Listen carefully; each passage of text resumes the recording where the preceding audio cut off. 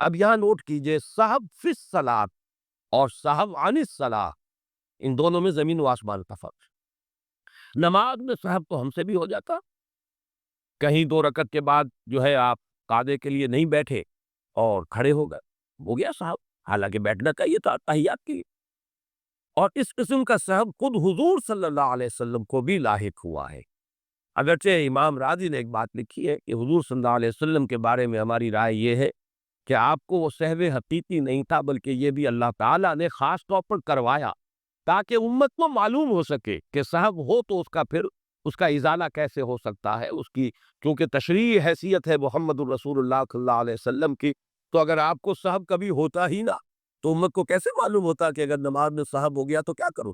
آیا نماز توڑ دوں پھر اثر نو شروع کروں، یا اس میں کوئی ہمارے لیے کوئی ازالہ ہے، کوئی صورت ہے جس سے کہ اس کی جو ہے وہ کمی اور تلافی کی جا سکے؟ تو سہو کس صلاح وہ ہے، لیکن سہو عن الصلاح تو بالکل اس کے مقصد سے غافل، اس کا نظام انہوں نے غتربوط کر دیا، اس کی اصل مقصد جو ہے اس کو ختم کر دیا، یہ ہے سہو عن الصلاح۔ اس میں البتہ طبعا ہمارے بھی وہ لوگ ضرور آ جائیں گے جو تارک الصلاۃ ہیں، جنہیں ہوش ہی نہیں نماز کسے کہتے ہیں، جنہیں پتہ ہی نہیں چلتا عصر کا وقت کب آتا ہے کب گیا، مغرب کا وقت کب ہوا کب ختم ہوا، فجر کا وقت کب ہوا ہے، دن کا پورا جو نظام الاوقات ہے اس میں نماز کا کوئی مقام سرے سے ہے ہی نہیں، تو وہ تو عن الصلاۃ تو غافل ہے، کو تو الذین هم عن صلاتهم غافلون میں وہ لوگ لازماً آ جائیں۔ لیکن سہو کس صلاح، نماز آپ پڑھ رہے ہیں لیکن وہاں کہیں بھول ہو گئی، وہ بالکل مختلف شے ہوگی، لیکن غافل ہو جانا، مطلقاً تارک ہو جانا، یا پڑھنا تو گردے ڈان پڑھنا، اس کی کوئی التزام نہ کرنا، اس کی پابندی نہ کرنا، یا وقت گزار کر پڑھنا، بالکل آخری وقت میں، جیسے ایک حدیث میں الفاظ آئے ہیں کہ وہ شخص کو جو آخری وقت تک انتظار کرتا ہے، یعنی عصر کی نماز پڑھنے میں، یہاں تک کہ جب سورج غروب ہونے لگتا ہے اور شیطان کے 2 سینگوں کے مابین آ جاتا ہے، تب وہ ٹھونگے مار لیتا ہے، جیسے کہ مرغا جو ہے وہ ٹھونگ مارتا ہے جب وہ کوئی دانہ چگتا ہے، تو ایسے اس کا سجدہ ہوتا ہے، ٹھونگے مار کر اور نماز پڑھ لیتا ہے۔ یہ نماز حقیقت میں نماز نہیں، جیسے کہ ایسے ہی شخص کو ایک حضور نے دیکھا تھا، تو دیکھا اس نے جس طریقے سے سجدہ نہیں صحیح کیا، تعدیل ارکان نہیں تھی، تو آپ نے فرمایا صلی فإنک لم تصلی، جاؤ نماز پڑھو، تم نے نماز نہیں پڑھی۔ اس غریب کو پتہ نہیں تھا، ایسی نماز کوئی سیکھی ہوگی، کوئی بدوی اعرابی ہوگا، وہ پھر آیا، اس نے پھر ویسی نماز پڑھ دی، حضور نے پھر دیکھا، پھر فرمایا صلی فإنک لم تصلی، یہ نماز نہیں پڑھی تم نے، جاؤ نماز پڑھ۔ تیسری مرتبہ پھر یہی ہوا، پھر اس نے آخر ہاتھ جوڑ دیے کہ حضور مجھے بتائے کیسے نماز پڑھوں، تب آپ نے وضاحت کی کہ یہ ہے ہر رکن کو صحیح صحیح ادا کرو، سکون کے ساتھ، وقار کے ساتھ سجدے میں جاؤ، تو جب تک تمہاری کمر سیدھی نہ ہو جائے، یا پرسکون نہ ہو جاؤ، اٹھنا نہیں ہے، بیٹھنا ہے تو پھر کمر سیدھی ہو جائے، بالکل سکون کی کیفیت آ جائے، پھر جو ہے دو سجدہ ہوگا۔ اسی طرح رکوع کا معاملہ ہے، رکوع سے اٹھنے کا معاملہ ہے۔ کیا نماز کے دوران قرآنی و مسنون دعائیں پڑھی جا سکتی ہیں؟ اصل میں نوافل میں تو آپ یہ کر سکتے ہیں، فرائض میں اگر ان چیزوں کا اضافہ کریں گے تو اس سے ہیئت کے بدلنے کا اندیشہ ہے۔ فرائض کو ان کی اسی اصل حالت میں رکھیے، البتہ نوافل پہ دعائیں مانگے۔ البتہ قرآنی دعا جو ہے وہ اگر بدلی ہوئی الفاظ کی شکل ہو جائے تو دوسری بات ہے، ورنہ وہ سجدے اور رکوع میں نہیں مانگی جا سکتی۔ رکوع اور سجدے میں قرآن مجید کی آیت نہیں پڑھی جا سکتی۔ ہاں کھڑے ہوئے آپ پڑھے، قومے میں پڑھے، جب آپ رکوع کے ساتھ ان کے بعد اٹھتے ہیں اس میں کرے، یا دونوں سجدوں کے درمیان بیٹھ کر کرے، تو اس میں یہ کہ قرآنی دعائیں بھی انسان پڑھ سکتا ہے۔ اگر پڑھی جا سکتی ہیں تو کہاں کہاں، یعنی سجدہ اور رکوع یا قیام وغیرہ میں پڑھی جا سکتی ہیں۔ میں نے عرض کیا نا کہ سجدہ اور رکوع میں نہیں، قرآنی، البتہ عام دعا آپ مانگ سکتے ہیں، اللہم اغفر لی ورحمنی، اللہم اغفر لی ورحمنی، آپ یہ دعائیں کیجئے، سجدے میں پڑھے ہوئے جتنی چاہے تو آپ رکوع میں کریں، لیکن یہ کہ جو قرآنی دعا ہوگی ربنا آتنا فی الدنیا حسنۃ وفی الآخرۃ حسنۃ وقنا، یہ سجدے میں یا رکوع میں نہیں، یہ آپ صرف قومے میں یا دونوں سجدوں کے درمیان۔ کیا قرآنی اور مسنون دعاؤں کے علاوہ بھی نماز میں دعائیں مانگی جا سکتی ہیں؟ کیا اردو میں بھی نماز میں دعائیں مانگی جا سکتی ہیں؟ میرا یہ خیال ہے کہ اس سے اجتناب مناسب ہے، میں اگرچہ اس کے بارے میں کوئی حکم نہیں لگا رہا ہوں، لیکن یہ مناسب نہیں ہوگا۔ ویسے یہ ہے کہ نماز کے علاوہ آپ کو کس نے روکا ہے دعا سے؟ دعا آپ 24 گھنٹے مانگیے، ہر وقت مانگیے، لیٹے ہوئے مانگیے، بیٹھے ہوئے مانگیے، کھڑے ہوئے مانگیے، باوضو مانگیے، بے وضو مانگیے، جس طرح مانگیے، دعا مانگنے میں تو کوئی رکاوٹ نہیں ہے، لیکن نماز میں ذرا اسی کا اہتمام کرے۔ جس کے لیے فرمایا ایک حدیث میں، وہ جو 7 قسم کے انسان ہیں جن کو اللہ قیامت کے دن خاص اپنے عرش کے سائے تلے جگہ دے گا، ان میں سے ایک وہ بھی ہے رجل ذکر اللہ خالیا ففاضت عیناہ، تخلیے میں، علیحدگی میں، خاموشی سے جب وہ بیٹھا ہوا تھا، پھر اللہ کو یاد اور اللہ کی محبت اور اللہ کی خشیت سے اس کی آنکھوں سے آنسو گئے۔ یہ اللہ کا ہجر ہے، یہ جو زندگی ہے یہ اللہ سے ہمارے ایک ہجر کا ذریعہ ہے، پردہ پڑا ہوا ہے ہمارے اور اپنے در، غیب کا پردہ پڑا ہوا۔ اسی لیے آپ نے دیکھا حضور پر کہ جب کیفیت تھی اللہم فی الرفیق الاعلیٰ، بس اب مجھے اس دنیا سے کوئی غرض نہیں ہے، رفیق اعلیٰ اللہ تعالی، اللہم فی الرفیق الاعلیٰ۔ اب تو بس یہ جو بھی، حالانکہ حضور کے لیے تو اس دنیاوی زندگی تو بھی حضور ہی حضور تھی۔ آپ فرما کے ابھی تو ادھر ربی، میں رات گزارتا ہوں اپنے رب کے پاس، وہ یطعمنی ویسقین، وہ مجھے کھانا کھلاتا پلاتا۔ اس لیے کہ جب آپ روزے رکھتے تھے 2 دن کا روزہ، 3 دن کا روزہ، یہ شام کو اسٹارٹ نہیں کیا بلکہ وہی روزہ رات میں بھی چل رہا ہے، پھر اگلے دن شروع ہو گیا، وہ روزہ چل رہا ہے 2 دن 3 دن، اس کو صوم وصال کہتے ہیں۔ صحابہ کو آپ نے سختی سے روک دیا، مت ہرگز، یہ ان کا حضور آپ کرتے ہیں، آپ ہمیں سے روک رہے ہیں۔ فرمایا ایکم مسکی، تم میں سے کون ہے مجھ جیسا، ابھی تو اندر ربی، میں تو اپنے رب کے پاس رات گزارتا ہوں، وہ یطعمنی ویسقین، وہ مجھے کھانا کھلاتا پلا۔ اب وہ کیا کھانا ہے کیا پلانا ہے اللہ جانے اس کا، ہم تو اس کا تصور بھی کر سکتے۔ یہ معاملہ جو ہے تو اللہ تعالیٰ کے ساتھ وہ محبت، وہ لگاؤ، وہ تعلق، تو اگرچہ زندگی میں بھی حضور کا تو حضور کے اور اللہ کے درمیان کوئی حجاب نہیں تھا، جیسے حجاب ہمارے ویسا تو نہیں تھا، جو بھی باریک سا پردہ تھا وہ بھی اب گوارا نے اللہم فی الرفیق الاعلیٰ، اب تو اللہ تعالیٰ ہی سے جو رفیق ہے، بلند رفیق۔ اسی لیے کہا اقبال نے، نشان مرد مومن بات کو گویم جو مرگ آئے تبسم بر لبے ہو، مرد مومن کی نشانی یہی ہے کہ جب موت آتا ہے اس کے چہرے پر تبسم، موت در حقیقت اپنے محبوب سے وصال کا دروازہ ہے، اپنے محبوب سے ملاقات کا دروازہ، لہذا موت کے خوف کا تو سوال نہیں تھا۔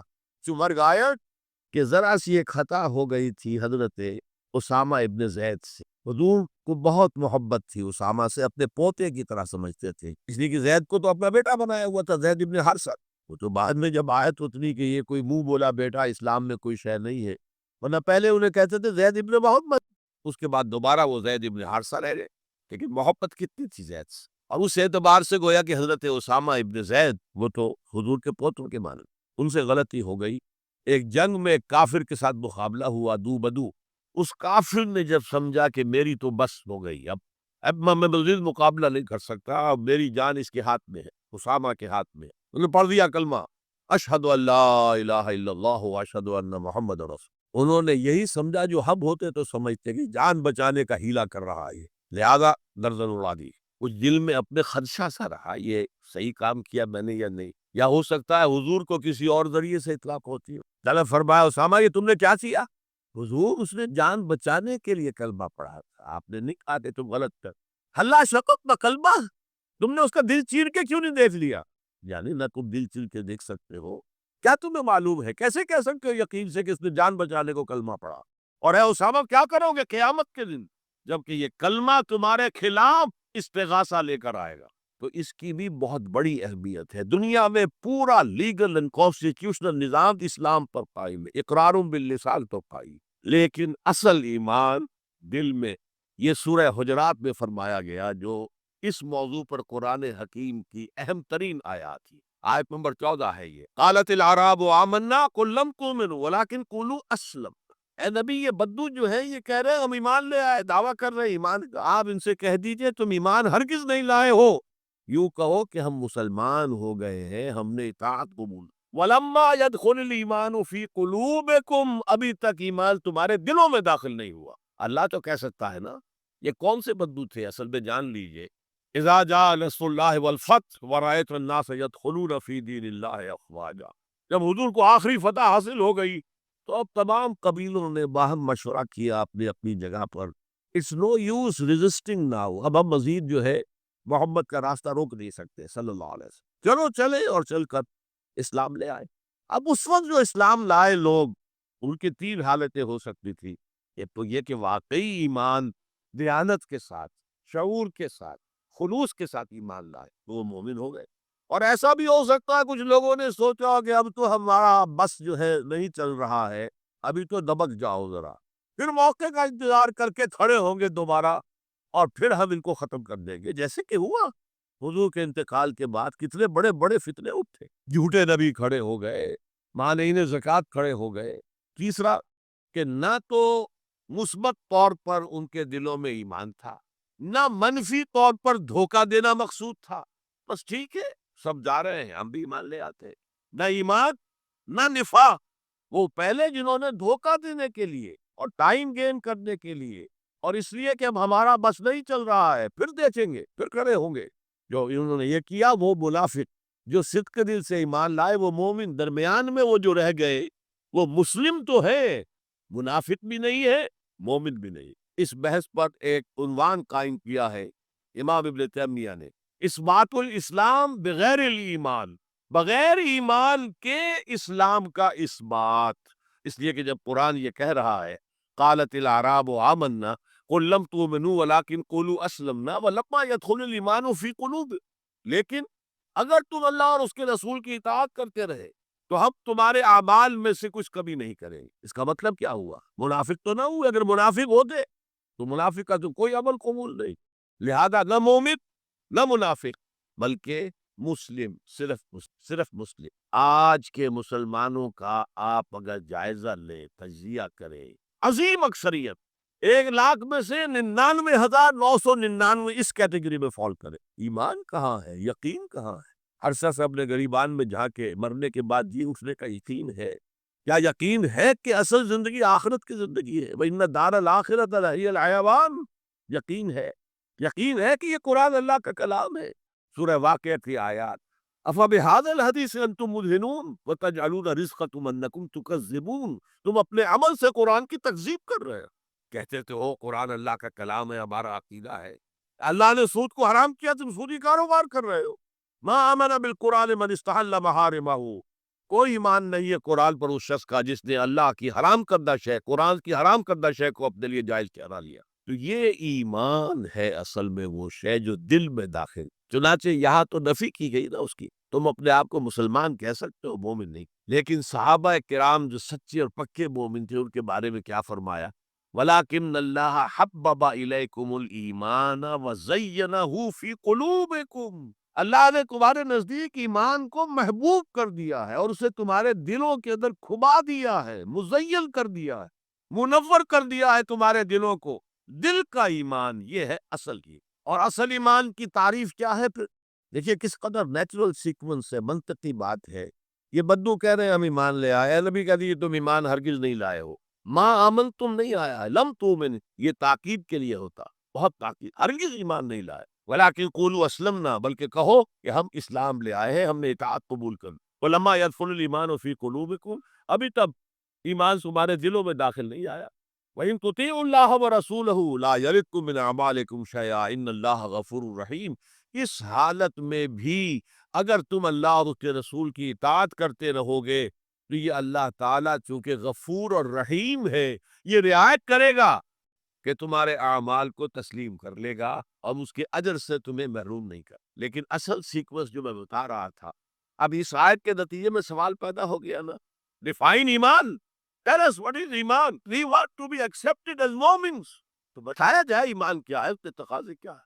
کانٹیکسٹ کے اعتبار سے یہ قرآن مجید کی بہترین آیت ہے ایمان کو ڈیفائن کرنے۔ انما المؤمنون الذين آمنوا بالله ورسوله ثم لم يرتابوا وجاہدوا باموالهم وانفسهم فی سبیل اللہ، مومن تو صرف وہ ہیں جو ایمان لائے اللہ پر اس کے رسول پر، پھر شک میں ہرگز نہیں پڑے، یقین کی کیفیت ہو گئی۔ ابھی آپ نے سورہ تکاثر سنی تھی، عین الیقین، علم الیقین، ایک تیسرا درجہ اور ہے حق الیقین۔ یقین کے بھی 3 درجے ہیں، معمولی بات نہیں ہے۔ ایک ہے حدیث میں جسے کہا گیا احسان، حضرت جبرائیل نے حضور سے پوچھا اخبرنی عن الاحسان، آپ نے فرمایا ان تعبد اللہ، ایک روایت میں ان تعبد للہ ہے، تیسری روایت میں ان تخشى اللہ کانک تراہ فإن لم تکن تراہ فإنہ یراک۔ احسان یہ ہے کہ تم اللہ کی عبادت کرو یا اللہ کے لیے عمل کرو، بھاگ دوڑ کرو، یا اللہ کا خوف تمہارے دلوں میں ہو، اس طرح گویا کہ تم اللہ کو اپنی آنکھوں سے دیکھ رہے، یہ احسان، یقین کا وہ درجہ۔ تو انما المؤمنون الذین آمنوا باللہ ورسولہ ثم لم یرتابوا، پھر انہوں نے شک ہرگز نہیں کیا، وجاہدوا باموالہم وانفسہم فی سبیل اللہ، اور پھر جہاد کیا انہوں نے اپنے مالوں کے ساتھ، اپنی جانوں کے ساتھ اللہ کی راہ۔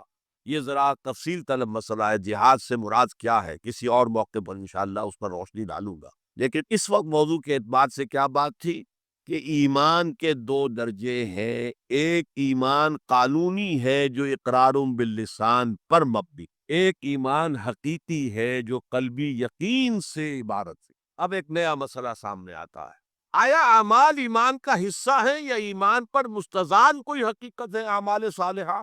کیونکہ اگلی شرط کیا ہے، وَعَمِلُوا الصَّالِحَاتِ إِلَّا الَّذِينَ آمَنُوا وَعَمِلُوا الصَّالِحَاتِ۔ اب اس میں آپ کو شاید حیرت بھی ہوگی، ہمارے دو سب سے بڑے امام اس میں بالکل متضاد آراء رکھتے۔ امام ابو حنیفہ کہتے ہیں عمل ایمان کا حصہ نہیں ہے، وہ ایک علیحدہ ایڈیشنل چیز، اور وہ نہ گھٹتا ہے نہ بڑھتا ہے، ایک سٹیٹ میں رہتا ہے۔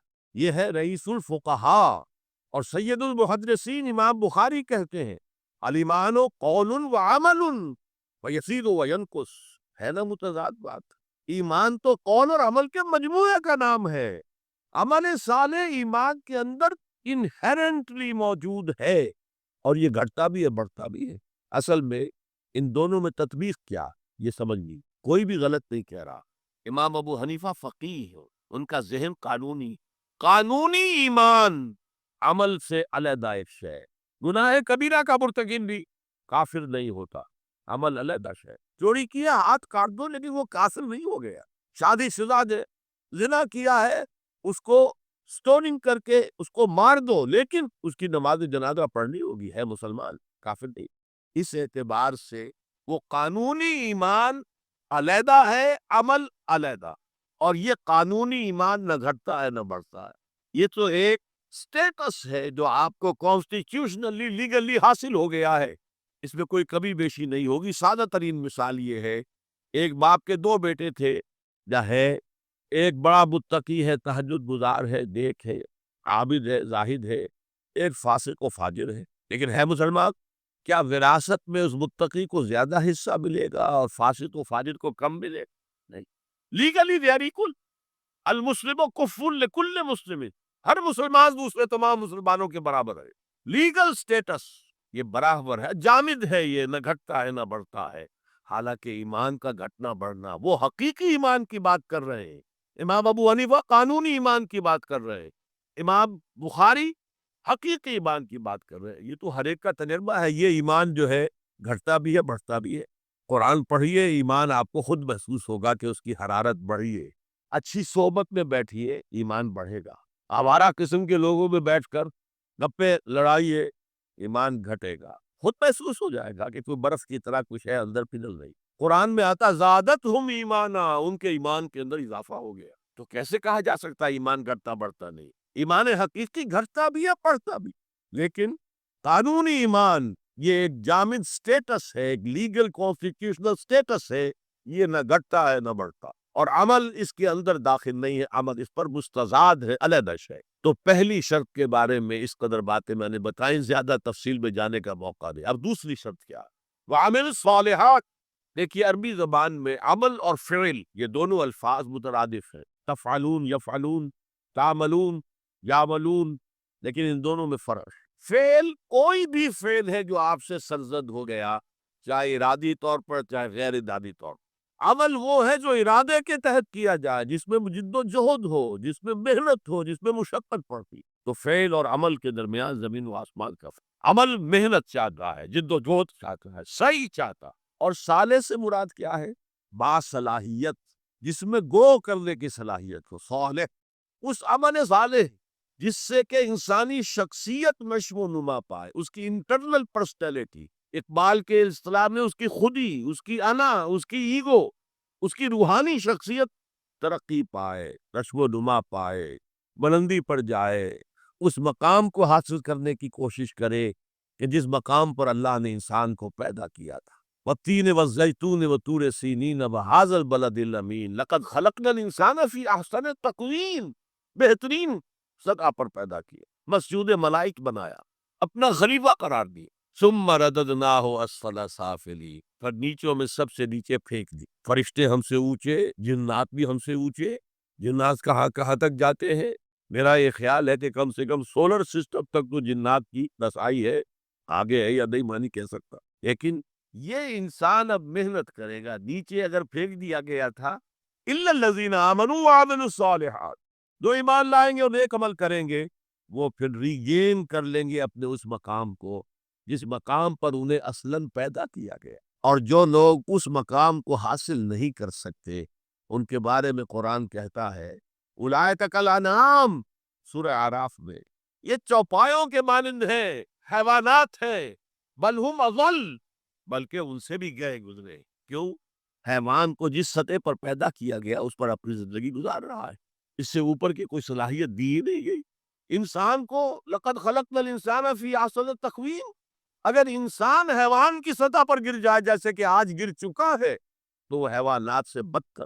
اولئک کالانعام بل ہم اضل لہم قلوب لا یفقہون بہا لہم اعین لا یبصرون بہا لہم آذان لا یسمعون بہا، ان کا دل ہے اس سے غور نہیں کرتے، آنکھیں ہیں ان سے دیکھتے نہیں ہیں، کان ہیں ان سے سنتے نہیں ہیں۔ کیا ابو جہل آنکھ سے نہیں دیکھتا تھا؟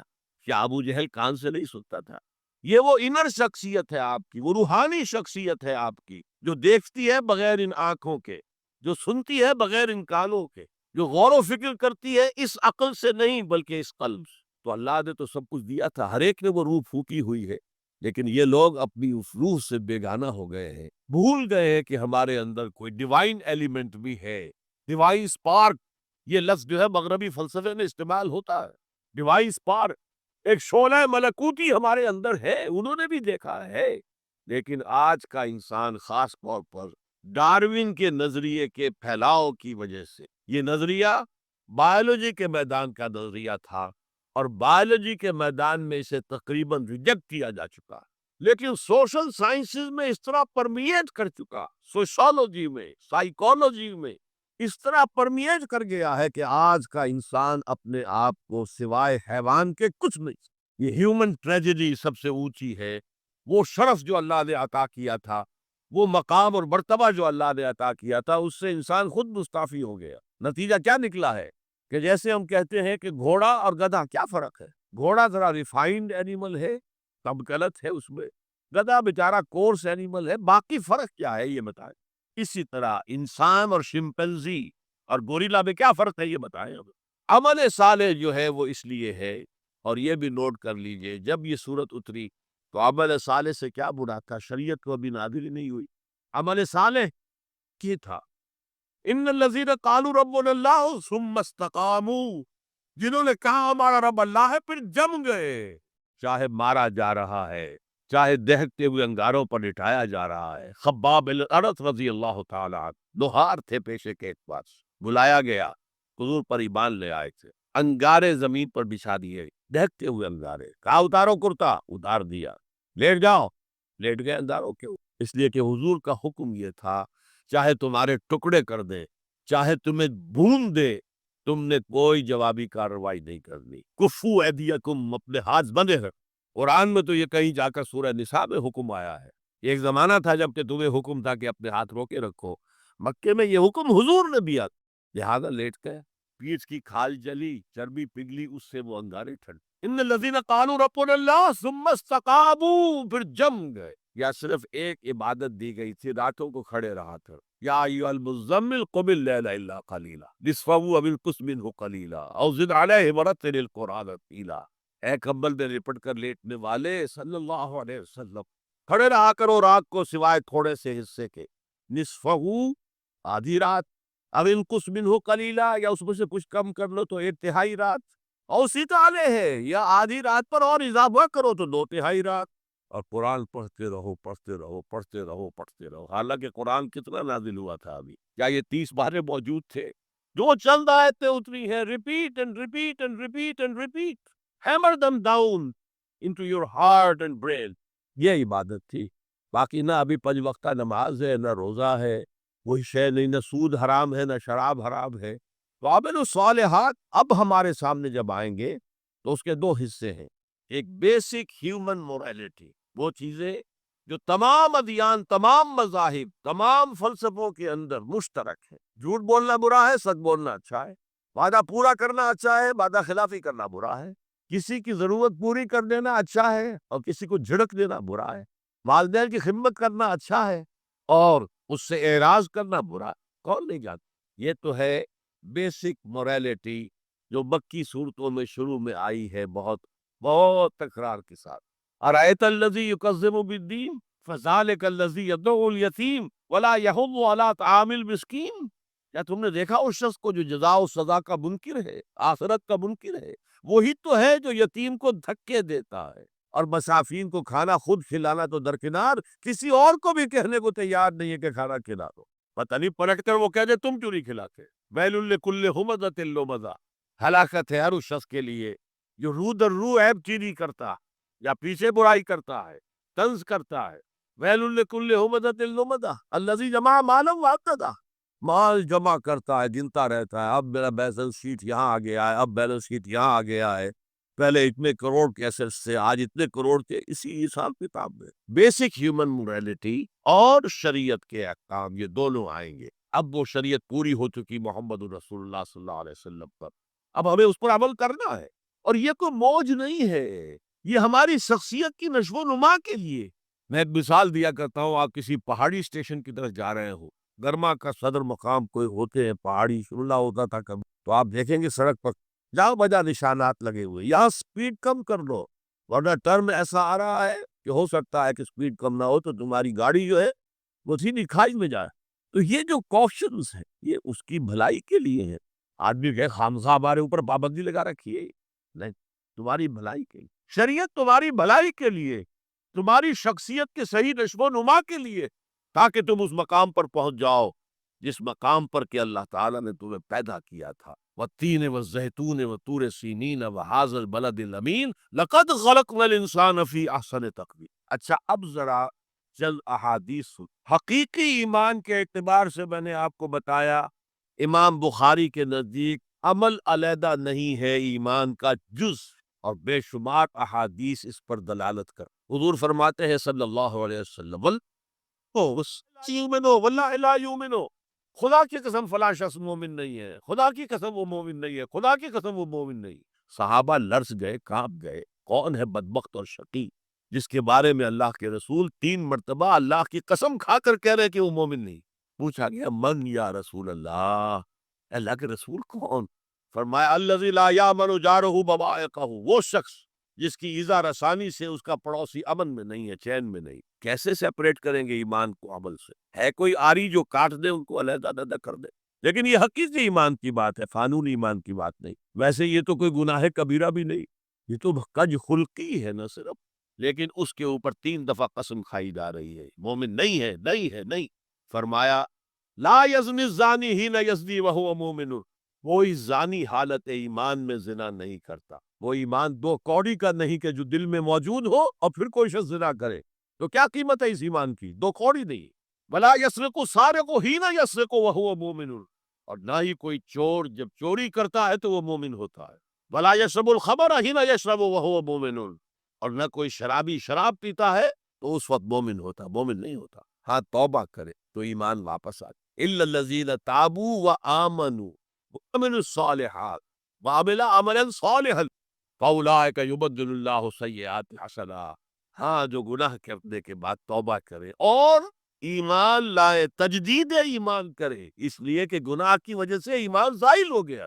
ویسے بعض احادیث سے یہ بھی معلوم ہوتا ہے کہ جب وہ گناہ کر رہا ہے اس وقت وہ ایمان دل سے نکل جاتا، لیکن ایک پرندے کے مانند اس کے سر پر چڑھ کر لگاتا، جب گناہ سے فارغ ہو جاتا ہے تو ایمان واپس۔ یہ اللہ کا بڑا فضل اور کرم ہے، جیسے کہ وہاں کہا گیا تھا کہ ایمان تو نہیں لائے ہو پھر بھی وَإِن تُطِيعُوا اللَّهَ وَرَسُولَهُ لَا يَلِتْكُم مِّنْ أَعْمَالِكُمْ شَيْئًا إِنَّ اللَّهَ غَفُورٌ رَحِيمٌ۔